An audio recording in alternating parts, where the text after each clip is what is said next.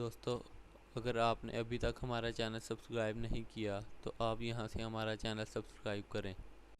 کیا شریعت کی روح سے بینک کی نوکری کرنا حلال ہے؟ آئیے ہم آپ کو مفتی اعظم کا بیان سناتے ہیں۔ ARY ڈیجیٹل نیٹ ورک کے اسلامی چینل QTV کے ایک براہ راست پروگرام میں مفتی اعظم نے سائل کا جواب دیتے ہوئے کہا کہ بینک کی نوکری میں حلال و حرام کا اختلاط ہے، جس کے باعث کلی طور پر اسے حرام یا حلال قرار دینا مناسب نہیں۔ مفتی اعظم QTV کے فیس بک پیج پر براہ راست سیشن میں ایک سائل کے سوال کا جواب دے رہے تھے، جس میں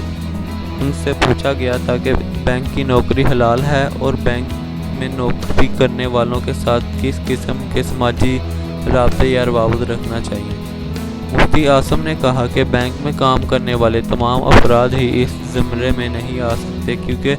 بینک میں جہاں PSL اکاؤنٹ پہ کام ہوتا ہے جو کہ ممنوع ہے، وہیں کرنٹ اکاؤنٹ پر بھی کام ہوتا ہے جو کہ عین اسلامی اکاؤنٹ ہے، کیونکہ اس میں سود کا لین دین اور منافع شامل نہیں ہوتا۔ اس لیے بینک جو ملازمین براہ راست سود اور قرض کے لین دین میں ملوث نہیں ہیں، ان کی ملازمت اور کمائی درست ہے، جبکہ جو ملازمین براہ راست قرضے دینے اور پھر ماہانہ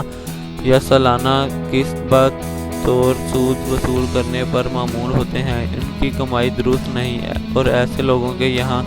کھانا پینا بھی درست نہیں ہے۔ رابطے یا روابط رکھنا چاہیے۔ مفتی اعظم نے کہا کہ بینک میں کام کرنے والے تمام افراد ہی اس زمرے میں نہیں آ سکتے، کیونکہ